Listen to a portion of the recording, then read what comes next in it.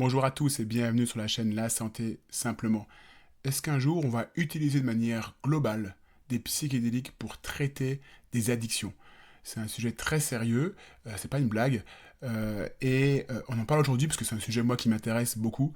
On est sur la santé, notamment la santé mentale, c'est un sujet qui a le vent en poupe. Je vais vous parler de ça dans cette vidéo. Déjà, je commence par vous parler de cette conférence, en fait. Je vais vous parler d'un article qui est tiré d'une conférence qui a eu lieu en 2022 qui était une conférence donnée à Toronto. C'était de la recherche à la réalité. C'était une conférence sur justement les thérapies assistées par les psychédéliques. On parle de psychothérapie assistée par les psychédéliques. Et cette conférence a été donnée en 2022. Et de cette conférence est sorti un article, là, il y a quelques jours. Il est sorti fin août 2024. Et cet article, il est intitulé « Quel est l'état actuel des psychothérapies assistées par les psychédéliques pour justement traiter les addictions ?» Alors c'est un article qui a été écrit par une doctoresse qui s'appelle Dominique Morizano et qui travaille à Toronto et qui travaille avec ces substances et qui a amené de nouveaux éléments. Ce qu'il faut savoir, c'est que quand on parle de psychédéliques, on parle de certaines drogues qui modifient l'état de conscience des individus qui les prennent. Donc on a le LSD, vous devez connaître un petit peu ces abréviations, LSD. On a la psilocybine, ça vient des champignons hallucinogènes. La psilocybine, c'est le principe actif des champignons hallucinogènes. Dans ces psychédéliques, vous avez également l'ecstasy, qui a déjà été étudié, puis vous avez d'autres drogues qui ont des effets un peu plus globaux. Faut savoir que psilocybine et LSD sont deux molécules très proches. Et en fait, ce sont des agonistes sérotoninergiques. Vous connaissez peut-être les antidépresseurs.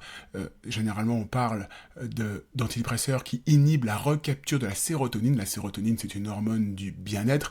Et finalement, les antidépresseurs essayent de maintenir un taux de sérotonine haut.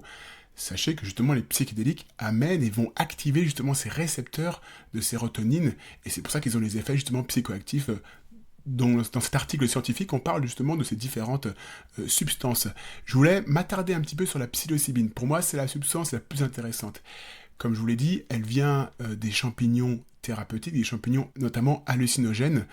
Et il faut bien savoir une chose, c'est que la psilocybine, elle a été isolée dans les années 50 par un chimiste qui s'appelle Albert Hofmann.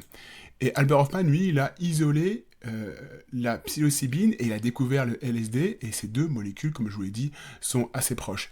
Ce qu'il faut bien retenir aussi, c'est que les champignons hallucinogènes, ça n'a jamais été quelque chose historiquement utilisé pour faire la fête.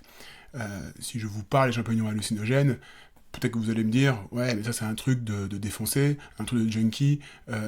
Non, c'est pas ça. Initialement, ça a été dévié effectivement après dans les années 60, une fois que ces molécules ont été introduites sur le sol américain. Mais à la base, les champignons hallucinogènes, c'est consommé dans les rituels par des chamans pour avoir des réponses. Pour avoir des réponses notamment spirituelles, mais aussi pour avoir des réponses sur la santé des individus. Et je vous parle de cette dame qui s'appelle Maria Sabina.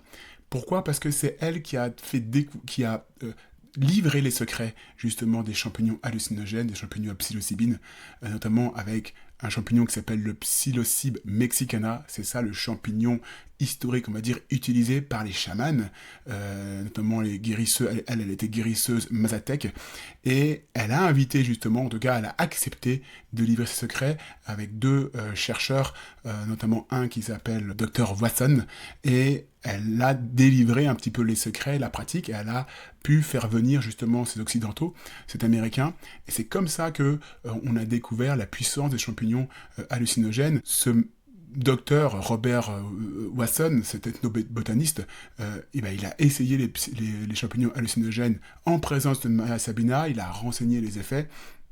Et puis c'est comme ça que ça s'est introduit justement sur le sol américain.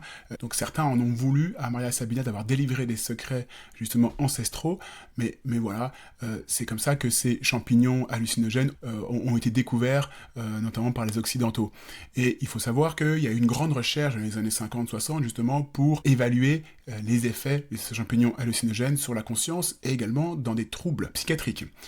Mais par la suite, si vous voulez, avec le phénomène hippie et notamment notamment le phénomène récréatif, il y a eu une interdiction en fait de la consommation de ces champignons thérapeutiques, ces champignons hallucinogènes, et par la suite c'est tombé un petit peu dans l'oubli, et ça s'est renfermé, si vous voulez, dans quelque chose de purement psychédélique et purement récréatif.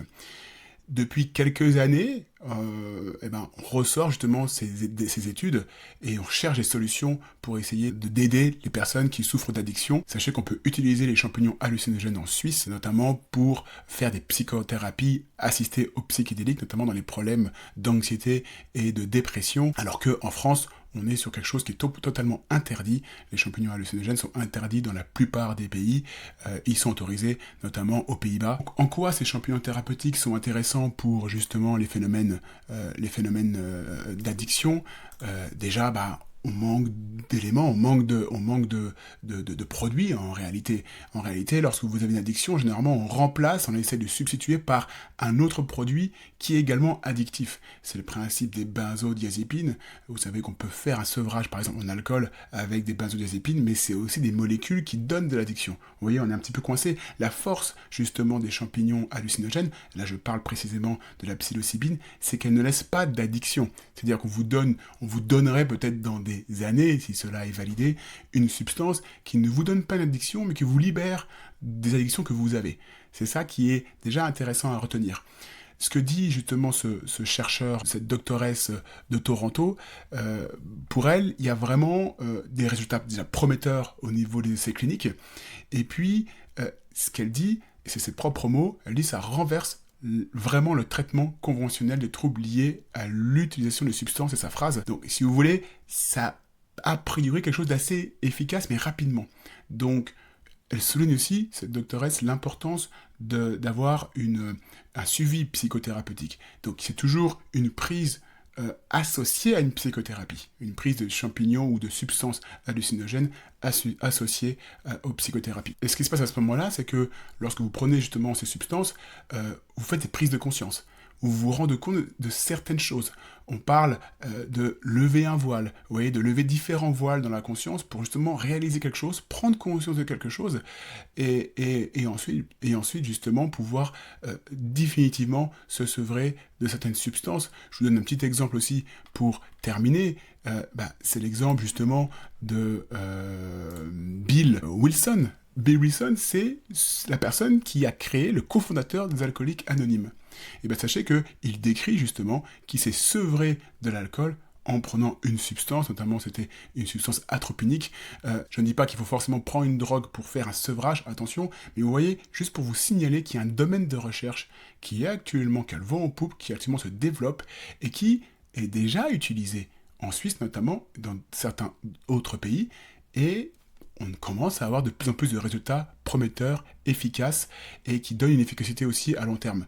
Donc, on va garder une prudence, bien sûr, mais voilà, on est sur quelque chose qui, je pense, se développera, et bien sûr, vous pouvez vous abonner à la chaîne, je vous donnerai d'autres éléments. Si vous voulez réagir à cette vidéo, vous pouvez laisser un commentaire. Sachez que il y a des études, il y a également des laboratoires pharmaceutiques qui essayent de déposer des brevets pour essayer de récupérer justement ces substances. Je pense aux champignons hallucinogènes qui sont des champignons, simplement, juste des champignons, et des laboratoires pharmaceutiques essayent justement de breveter ces substances parce que justement, ils sentent bel et bien qu'il y a un avenir prometteur au niveau thérapeutique.